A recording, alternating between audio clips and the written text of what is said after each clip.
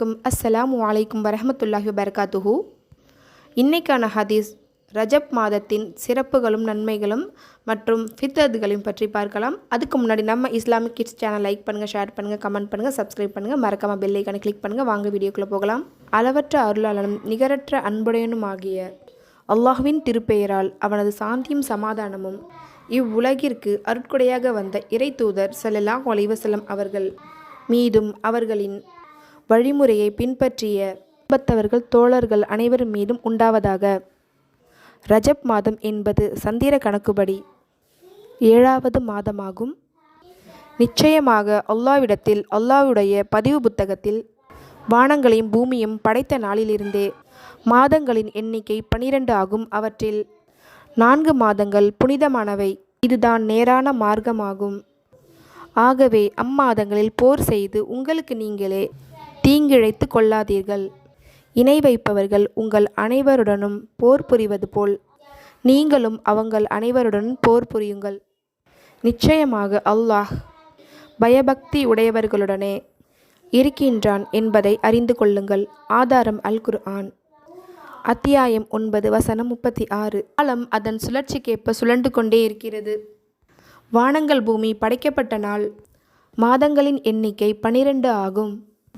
அதில் 3 மாதங்கள் தொடர்ச்சியாக வருபவை துல்கஅதா, துல்ஹஜ், முஹர்ரம், ரஜப் போன்ற மாதங்கள் ஆகும். இதில் முழர் என்பது ஜுமாதா அதாவது ஜமாத்துஸ் சானி, ஷாஃபான் ஆகிய 2க்கும் மத்தியில் உள்ளதாகும் என அல்லாஹ்வின் தூதர் ஸல்லல்லாஹு அலைஹி வஸல்லம் அவர்கள் கூறினார்கள்.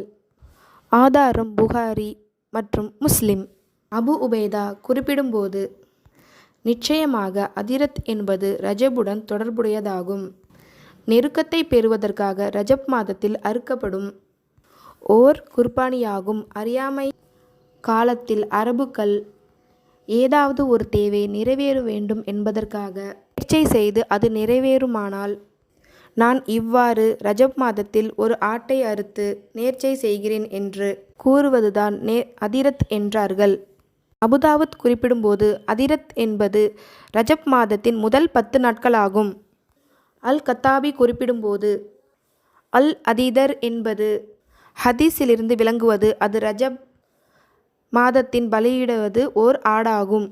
இதில் சரியான கருத்து என்பது அதிரத் அறியாமை கால மக்கள் எந்தவித நேர்ச்சையும் இன்றி நிறைவேற்றும் ஓர் குர்பானி ஆகும். அல்ஹாவில் நிறைவேற்றும் உல்ஹியாவை போன்று இவர்களிடம் இந்த நடைமுறை இருந்து வந்தது. அவர்களில் நேர்ச்சை வைத்து அதை நிறைவேற்றுபவர்களும் இருந்தனர். அதிரத்தின் சட்டங்கள் என்ன? அல்லாஹ்வின் தூதர் ஸல்லல்லாஹு அலைஹி வஸல்லம் அவர்கள் கூறினார்கள், பரஆ என்பதும் இல்லை, அதிரத் என்பதும் இல்லை. பரஆ என்றால் ஒட்டகத்திற்கு கிடைக்கும் முதல் குட்டியை தங்களது கடவுள்களுக்காக அறுத்து பலியிடுவதாகும். அதிரத் என்றால் ரஜப் மாதத்தில் ஓர் ஆட்டை அறுத்து பலியிடுவதாகும். அதாவது நேர்ச்சை என்றால் நேர்த்திக்கடனை நிறைவேற்றப்படுவதாகும். இதை அறிவிப்பவர் அபூ ஹுரைரா ரலியல்லாஹு அன்ஹு அவர்கள். ஆதாரம் நூல் புகாரி மற்றும் முஸ்லிம்.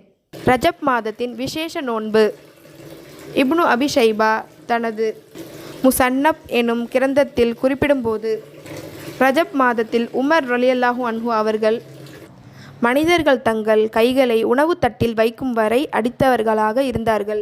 உண்ணுங்கள், நிச்சயமாக இது அறியாமை காலத்து மக்களால் புனிதப்படுத்தப்பட்ட ஒரு மாதமாகும். அபூபக்கர் ரலியல்லாஹு அன்ஹு அவர்கள் தனது குடும்பத்தாரிடம் வந்தபோது தண்ணீரை நிரப்புவதற்காக ஒரு பாத்திரம் வாங்கி அவர்கள் நோன்பு நோற்க தயாராக இருந்தார்கள். அதை பார்த்து அபூபக்கர் ரலியல்லாஹு அன்ஹு அவர்கள் இது என்ன என்று கேட்டார்கள். அதற்கு அவரது குடும்பத்தினர் ரஜப் மாதம் என்றனர். உடனே அவர்கள், நீங்கள் ரஜப் மாதத்தை ரமலானுக்கு ஒப்பான மாதமாக நினைக்கிறீர்களா என்று கேட்டார்கள். அதன் பிறகு அவர்கள் வைத்திருந்த பாத்திரத்தை உடைத்தார்கள். இப்னு ஜுபைர் ரலியல்லாஹு அன்ஹு அவர்கள் ஆயிஷா ரலியல்லாஹு அன்ஹா அவர்களிடம் கேட்டதாக குறிப்பிடுகிறார். அல்லாஹ்வின் தூதர் ஸல்லல்லாஹு அலைஹி வஸல்லம் அவர்கள் ரஜப் மாதத்தில் உம்ரா செய்யவில்லை. ஆதாரம் நூல் புகாரி. அப்துல்லா இப்னு உமர் ரலியல்லாஹு அன்ஹு அவர்கள் நபி அவர்கள் ரஜப் மாதம் உம்ரா செய்தார்கள் என்று கூறியபோது ஆயிஷா ரலியல்லாஹு அன்ஹா அவர்கள் இதை நிராகரித்தார்கள். அந்த நேரத்தில் அப்துல்லா இப்னு உமர் ரலியல்லாஹு அன்ஹு அவர்கள் மறுப்பேதும் தெரிவிக்காமல் அமைதியாக இருந்தார்கள். ஆதாரம் நூல் புகாரி மற்றும் முஸ்லிம். மேராஜ் தினத்தை நோன்பு மற்றும் விசேஷ அமல்கள் மூலம் சிறப்பிப்பது ஃபித்அத் ஆகும். ஒவ்வொரு வருடமும் ரஜப் மாதத்தின் 27ஆம் நாள் மிஹ்ராஜுடைய தினம் என குறிப்பிட்டு அதில் நோன்பு வைப்பதும் பல அமல்கள் செய்வதும் அவைகளை சிறப்பிப்பதும் ஃபித்அத்துகளாகும். இவைகளுக்கு மார்க்கத்தில் எந்த ஆதாரமோ அடிப்படைகளோ இல்லை. அல்லாஹ்வின் தூதரை பின்பற்றி செய்யப்படும் அமல்களுக்கு மட்டும் அல்லாஹ்விடம் அங்கீகாரம் இருக்கின்றது. எனவே அல்லாஹ்வின் தூதர் காட்டி தராத விஷயங்களுக்கு அல்லாஹ்விடம் எந்த பெறுமதியும் இல்லை. அவைகள் அனைத்துமே நிராகரிக்கப்படும். எனவே ஃபித்அத்துகளை விட்டு எல்லா நேரங்களிலும் எச்சரிக்கையாக இருப்போம். மேலும் நம்ம சேனலை தொடர்ந்து பாருங்கள், சப்போர்ட் பண்ணுங்கள். அஸ்ஸலாமு அலைக்கும் வரஹ்மத்துல்லாஹி வபரகாத்துஹு.